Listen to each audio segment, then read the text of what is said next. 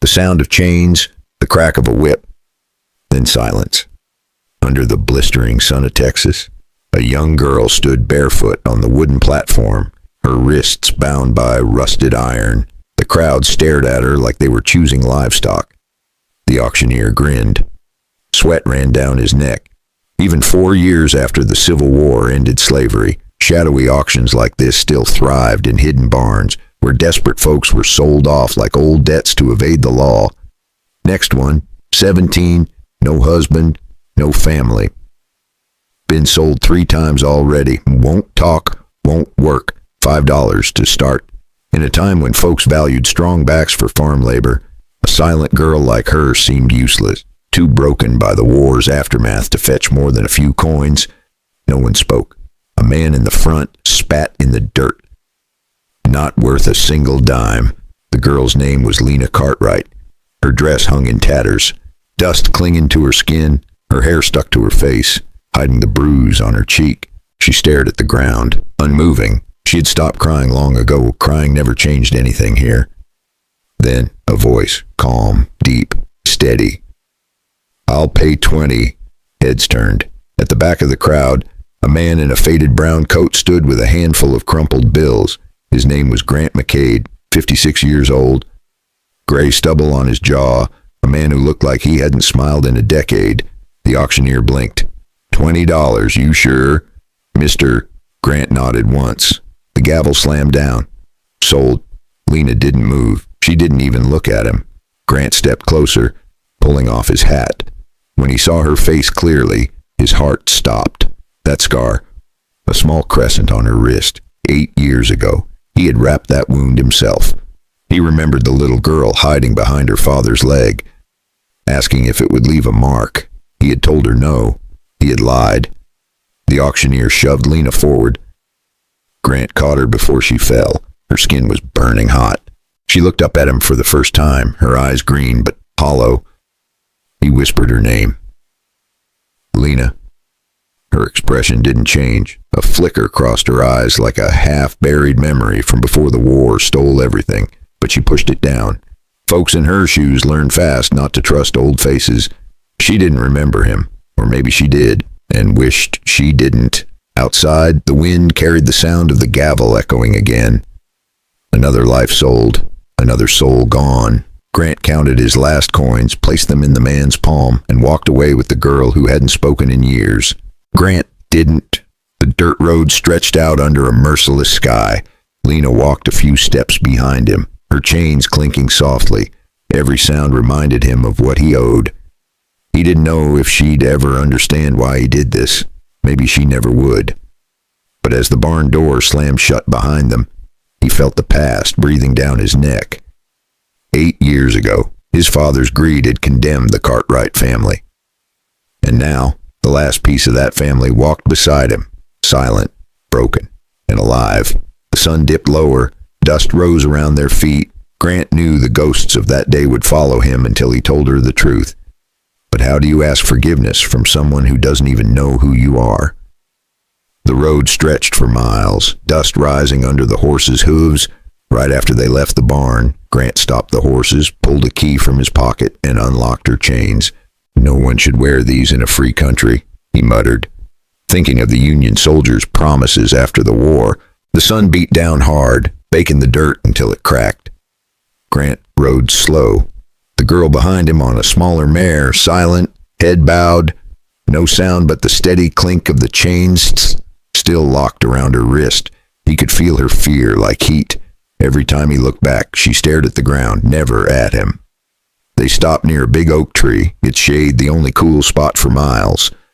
Grant climbed down, tied the horses, and pulled a small canteen from his saddlebag. He walked over, careful not to get too close. "Here," he said softly. She hesitated, watching him like he might strike her. Finally, she reached for it, her fingers trembling. She gripped the canteen tight, her eyes narrowing like she'd seen too many false kindnesses since the war ended, sizing him up before letting her guard drop. She took one sip, wiped her mouth, and then looked straight at him for the first time. Her voice was quiet, but sharp enough to cut through bone. "Guess you got what you paid for," she said. do what you want. Grant froze. For a long moment, he didn't breathe. The words stung worse than a bullet. He knelt down slowly, making sure she could see his hands were empty. I didn't buy you to own you, he said. I just didn't want to see them sell you again. She let out a bitter laugh, short and dry. You think that makes it better? He didn't answer. There was no answer that would sound right. They sat there in the heat, the silence stretching between them. Grant stared at his boots, the dust sticking to the sweat on his hands. I knew your family, he said finally. Your father was a good man. I should have done more when they came for him. Lena turned her face away. Her voice was flat. Everybody says that after it's too late. The wind picked up. Shaking the branches above them, she stood, still holding the canteen, and started walking back to her horse. Grant didn't stop her. He just watched, knowing he'd earned every ounce of her anger. Grant put his hat back on and followed. The sound of hooves echoed over the hills, steady and hollow, like a heartbeat trying to remember its rhythm. He wondered how many miles it would take before she stopped seeing him as the enemy, or if she ever would. And somewhere in that silence, one thought kept burning. What would she do when she learned the truth? By the time they reached the ranch, the sun was sliding behind the hills. The land stretched quiet and empty, a place where even the wind seemed tired. Grant untied the horses, handed Lena a crust of bread, and showed her the small cabin. Inside, he said simply. She hesitated, eyes darting to the single bed and the cold stove. Then she stepped in, slow, careful, like a stray dog testing the floor. For a few days, the ranch stayed silent. Lena worked without a word, feeding the horses, hauling water, scrubbing the floor until her hands cracked. Grant fixed fences, mended the roof, and tried not to watch her too closely. They lived like two ghosts sharing the same ground. But out here, silence never lasted long. On the third day, 3 riders came up the road. Grant saw the dust first, then the glint of a badge catching sunlight. Sheriff Dalton, the man who had once called himself protector of justice, the same man who led soldiers to burn the Cartwright farm to ash. Dalton dismounted, slow, smirking. Well, if it ain't Grant McCade. His eyes slid past Grant and landed on the girl standing behind the fence. He squinted at the scar on her wrist, the one from that fateful night 8 years back. And his smirk faded for a split second. Old secrets from the war days didn't stay buried easy in these parts. Now that's a face I thought I'd never see again. Lena froze. Her knuckles whitened around the wooden rail. Grant stepped between them. You've had your look, he said quietly. Dalton laughed. You buying lost girls now, Grant. Or is she here to keep you warm at night? Grant didn't flinch, but the air changed, the kind of silence that came right before a gunshot. I paid for her freedom, Grant said, his voice low and steady. Not her body. Dalton took a slow step forward, his hand resting on the gun at his hip. Well, that's mighty noble of you. But you see, I remember that name, Cartwright. Her daddy was a traitor. Remember, it was the same old lie he'd spun to justify the raid, calling honest farmers traitors to the Union cause, just to grab their land in the chaos after Appomattox. Lena's breath hitched. She gripped the rail harder, her mind flashing back to the flames that night, wanting to spit the truth at him, but knowing silence had kept her alive this long in a world still healing from the war. Grant's jaw tightened. She's under my protection, he said. Dalton chuckled, then reached into his pocket and pulled out a single bullet.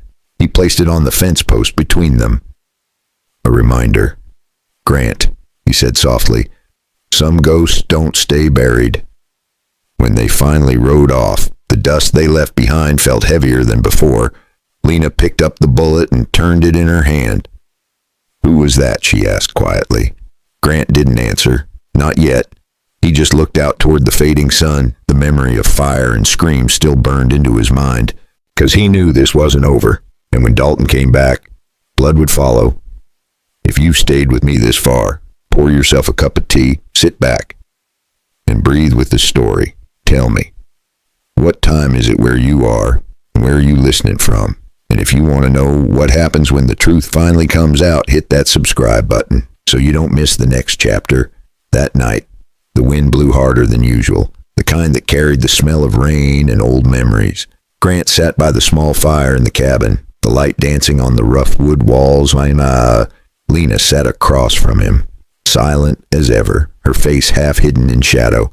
Neither had spoken since Dalton's visit, but silence has a way of forcing truth out. After a while, Lena reached into her pocket and placed something on the table. A small silver pocket watch, old and worn, the initials R.A. faintly carved on its back.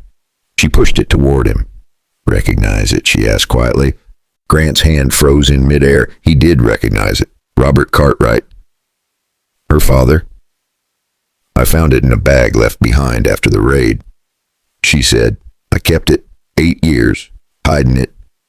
Every time they sold me to a new house, I made sure no one ever touched it. It was the last thing Pa gave me before the soldiers came." Whispering, "Keep this safe, Lena," a reminder of the family the war tore apart like so many across the South. She looked up at him, her eyes sharp but wet. "You knew him, didn't you?" Grant swallowed hard. His voice came out rough. "I did."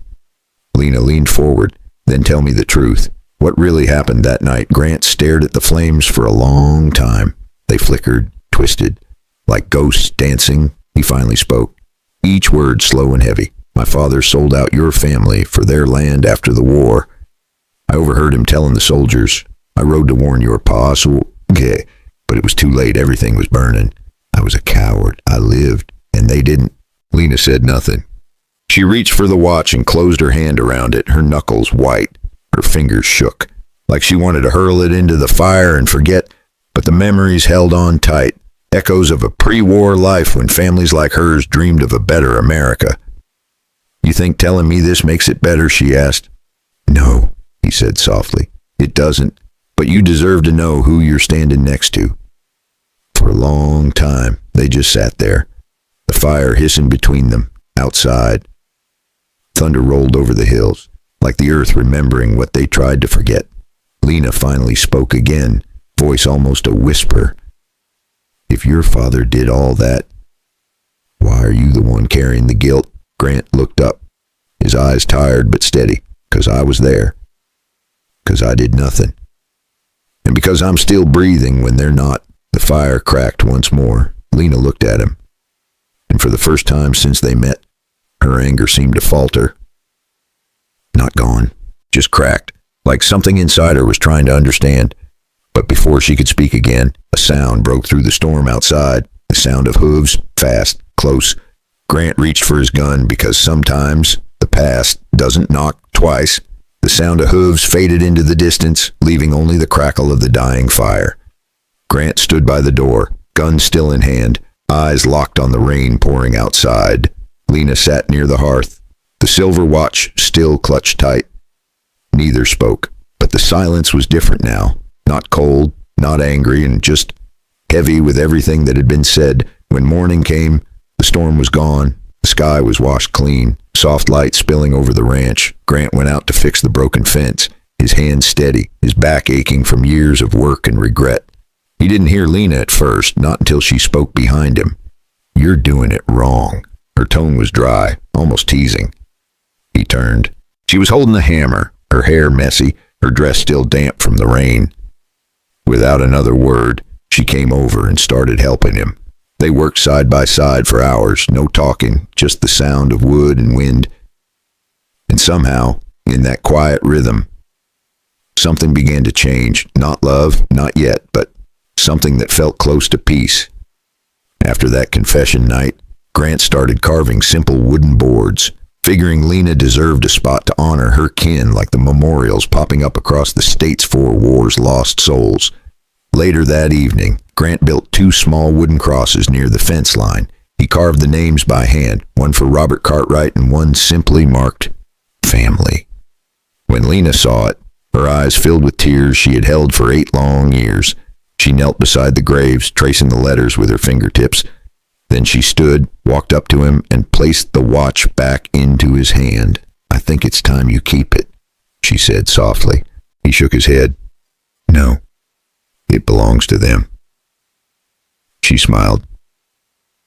Small and tired, but real. "Then let it stay here."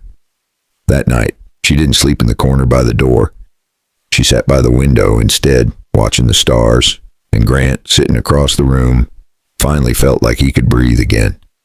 Days turned into weeks. Lena stayed.